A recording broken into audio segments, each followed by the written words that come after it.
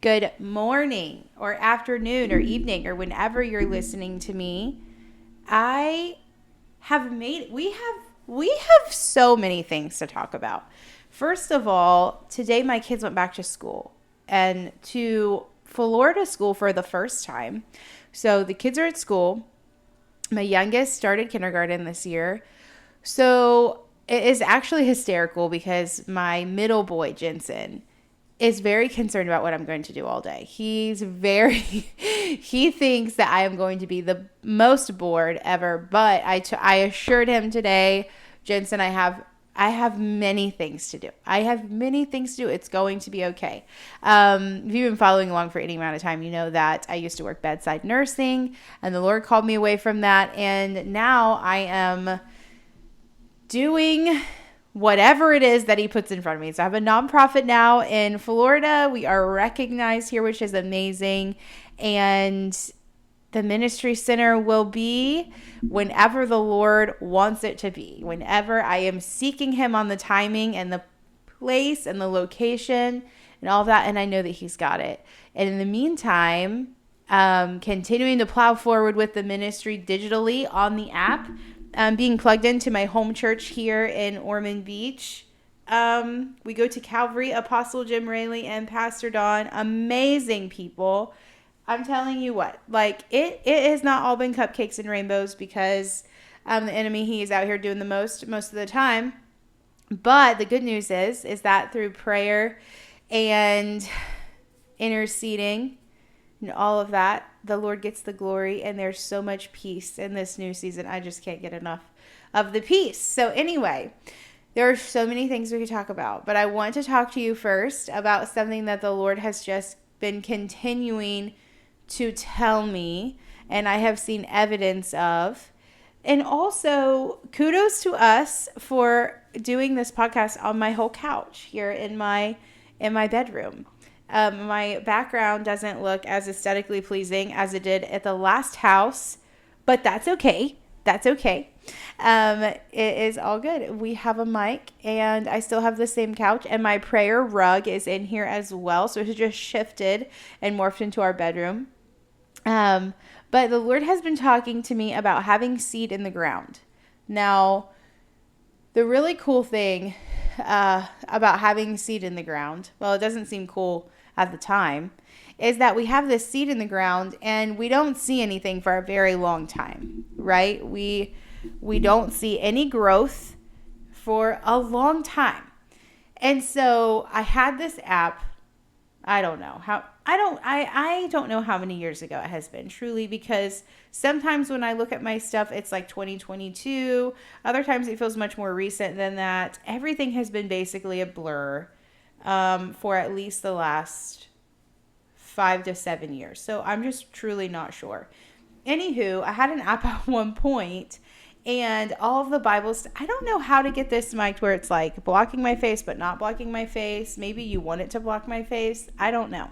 Anyway, the ministry kind of lived on the app. The Bible studies were there, podcast, all of that.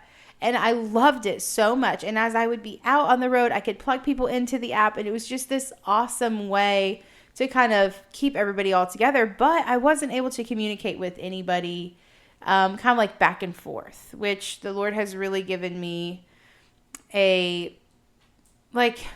that I haven't had the desire to before, because that was something that was missing from the app that I really wanted. But I feel like the Lord has shown me the necessity of doing that these days. And so, anywho, I was just really praying about how to do all this. Okay, so hold on. So let me back up. I had to let the app go for some time. So it was really expensive. I was cash flowing it by myself. This was obviously before we had nonprofit and partners and anything like that. And so I let the app go, but I was kind of confused, I'll be honest, because when I built the app under instruction from the Lord, he told me to, let's see, how did he put it? To put the seeds in the ground to prepare for the harvest, to put the seeds in the ground. And I'm like, okay.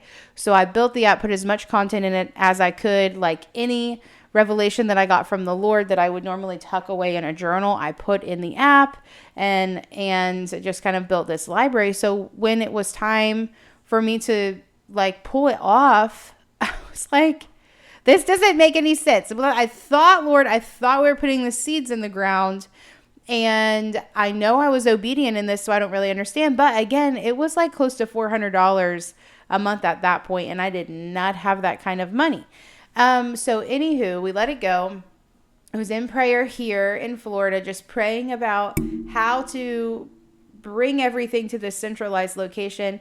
And social media is great because we get to keep in touch with each other, but it is so flipping distracting. And so I hate putting Bible study stuff on Facebook because I feel like we're trying to get people off of social media to like focus on real life and their relationship with the Lord. So then asking them to go to social media kind of felt like why am I doing that? So anywho, lots of prayer, felt this nudging of the Lord to go back to Subsplash and see like what I could do. That's the platform that the app is on. Long story short, not only did they give me the app and got the nonprofit status and all of that pushed all the way through so we could turn giving on the app and everything. Got it for a cheaper price than, like much cheaper than I was paying. Locked the price in for our whole lives. The one guy that I was on the call with, and I was telling him that I wanted this ability to not only have this content on the app, but like engage with people, like have like AOL instant messaging on the app so that I could actually connect with people. Like if there was prayer, like pray in real time, all of these really awesome things that we get when we are a local church body together, but having a ministry that it expands beyond state lines, which I praise God, I want to be able to keep in touch with people. So anyway, he was like, yep, we have a messaging feature, like groups, we'll turn all of that on for you. So I was psyched about that. But then the guy's like, you know what? I recognized your name. And when I actually looked at my own notes, I was the one who signed you on in 2020, I think it was 2019, 2020. And he's like, and I'm sure they told you, when you had to not use the app anymore that your stuff would be gone. And I'm like, yeah, they did, and I said, that's super disappointing because there's a lot of stuff on there.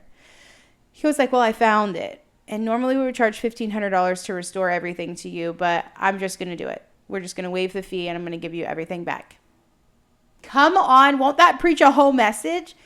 Won't that preach a whole message? Like the Lord had told me years ago, put the seed in the ground, prepare for the harvest. I did. I was obedient. And then I had to let it go, which I didn't understand. And that happens to us so many times in real life where we're doing good things under the instruction of the Lord. And then from our vantage point, we're letting it go. And the enemy will convince us that we failed, that we didn't hear the Lord right. When in reality, God's plan is so much bigger than we can wrap our minds around. And so the Lord prepared all of this stuff years before I even knew that God was going to bring us here so soon, right? I got the dream about moving to Florida about 7-ish years ago. And so anyway, now we're here. Now there is a huge need from my perspective, and the burden that the Lord has given me to not only equip, disciple as best as I can, and I don't have all the answers, and you all know that, but to do the best that I can with what the Lord gives me, but to get down next to people and to help them out and to connect with them. So anyway, so then when it's time to turn it on here under the nonprofit, doing it all like the correct way, no, it's not just a blank space. Like all of the seeds are already there and there's fruit, and God restored all of that. So if you're facing a situation that you think is impossible and you believe that, you have failed or you haven't heard God right or whatever, maybe, just maybe, it's out of your perspective to see. Maybe the Lord is up to something and he's going to restore it to you in a way beyond like what you could even imagine. When I was able to like finally log back in, which I had to do all but give a blood sample, and I'm able to log back into the app, and I saw all of these devotionals and written words and audio content and Bible studies that I honestly forgot that I wrote. And they are in there with like audio teaching and video.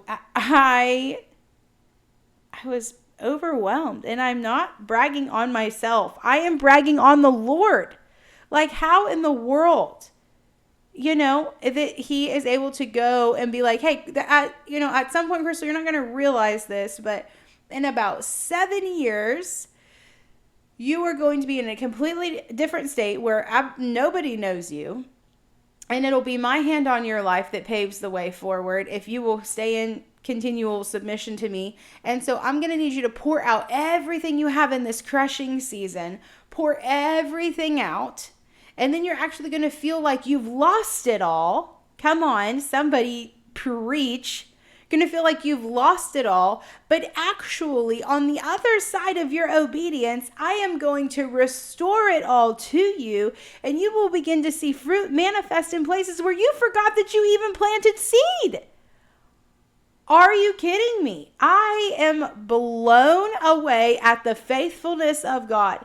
And I remember being in my prayer basement where I prayed for years through these crushing seasons, like the hardest seasons of my life, from 2019 to 2020 to now being here in 2026 in a whole nother state.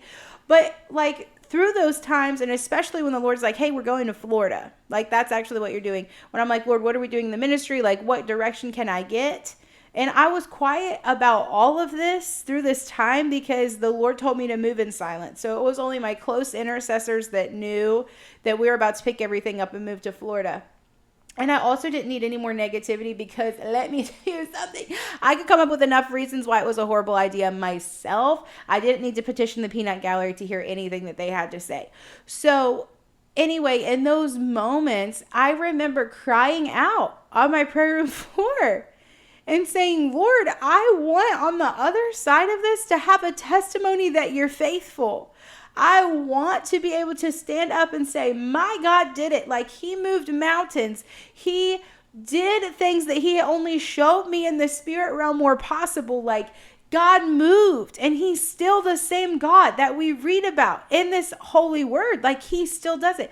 I remember crying and just saying, like, Lord, I want to have that testimony, but right now I don't even see how it could be possible. And so then I would go back in the Word of God to the patriarchs of the faith, and I would read through their stories, and I would encourage myself. We have got to get enough tenacity that when it feels like all hell is breaking loose and every wall is caving in around us, that we can go back to the Word of God and we can allow it to be the living Word that it is supposed to be, and we can allow ourselves to be encouraged. Like, I so often have been encouraged by Noah, who literally built on a blueprint from heaven for over 100 years. If I have to build something for more than a few years, I'm getting discouraged.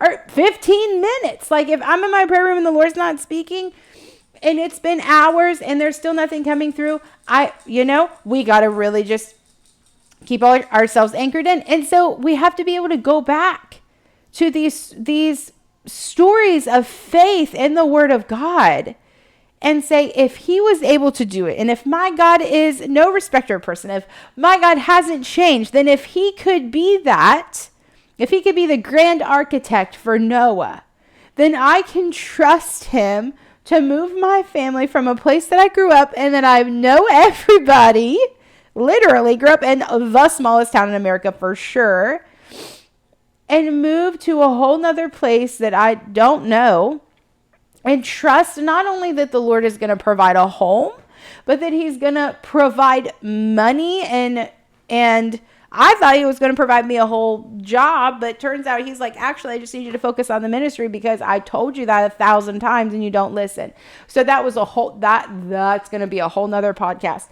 But today we're going to focus on the faithfulness of God today, because I don't know what it is that you are facing, but I can tell you that he's faithful, and I can look back, like I'm saying, into my prayer room memories and know that I was begging God to know him as faithful.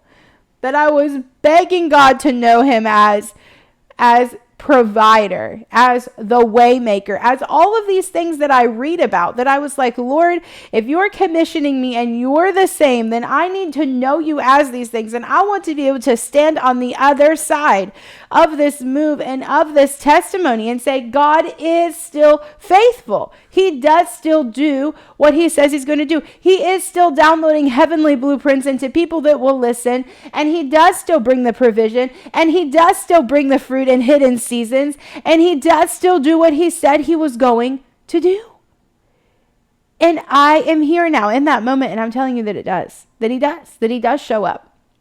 That he does show up as who he says he is. Because that is who he is.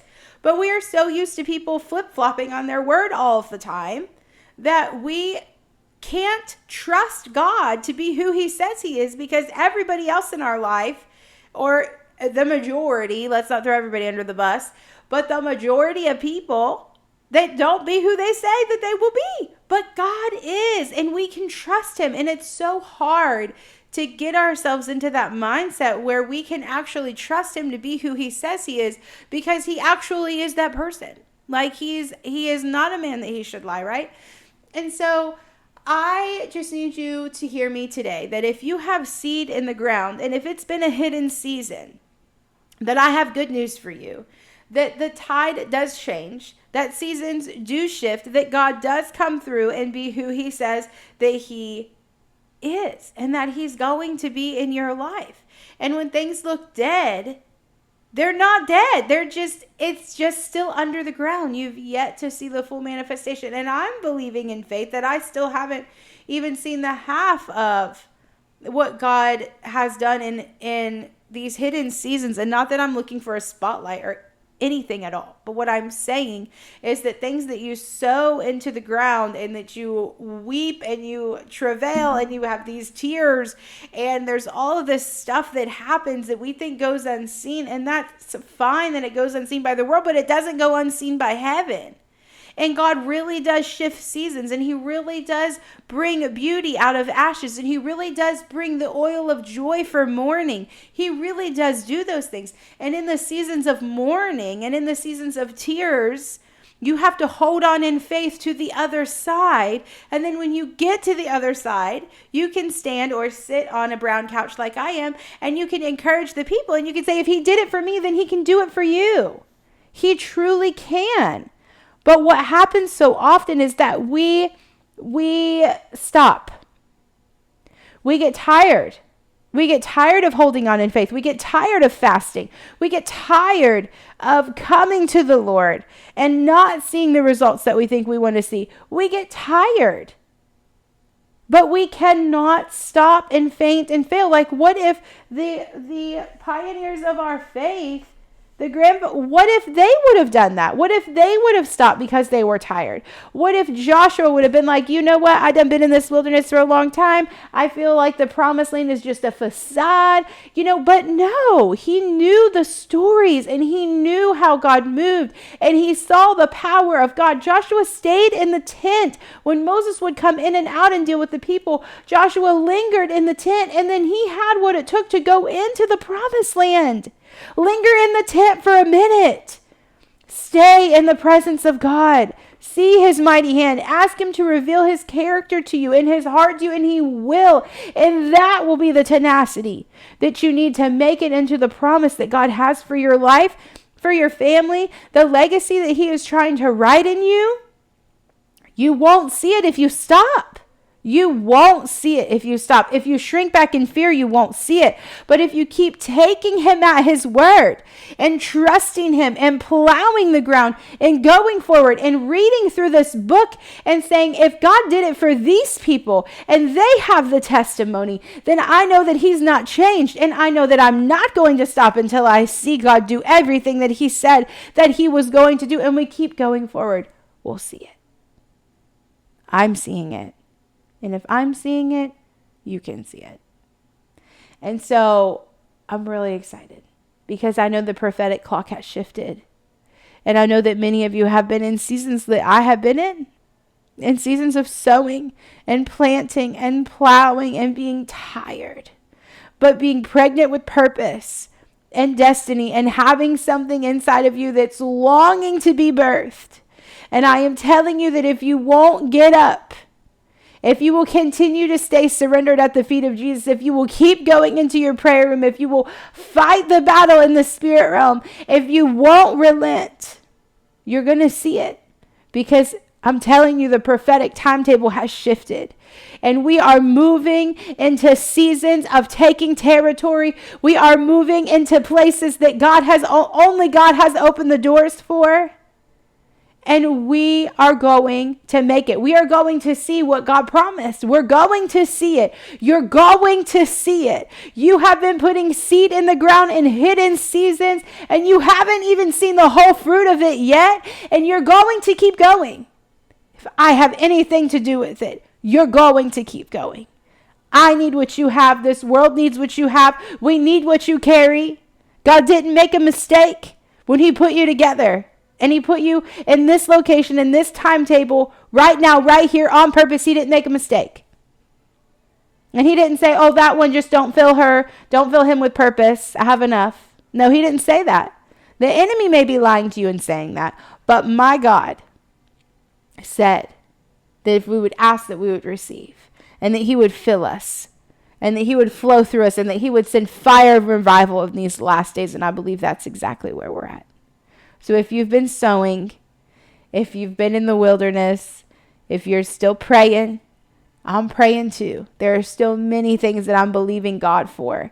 And I came to tell you that we're in good hands and that God's doing it and that there is still seed in the ground. I don't even have time to go into the things that the Lord has showed me in prayer and in dreams lately, but we will get there. But today, I need you to hear me. There's seed in the ground. God did it for me. He can do it for you. I can't wait to see what he's up to. And listen, if you haven't had a chance yet, download the app. Okay. It's under approve, or it's being submitted to like the Apple developer board or whatever. But you can still access it by downloading the church app, not Church Center, the church app, 3 words. Search for Crystal Kamala Ministries here in Florida. Find me, say hi. Can't wait to see you.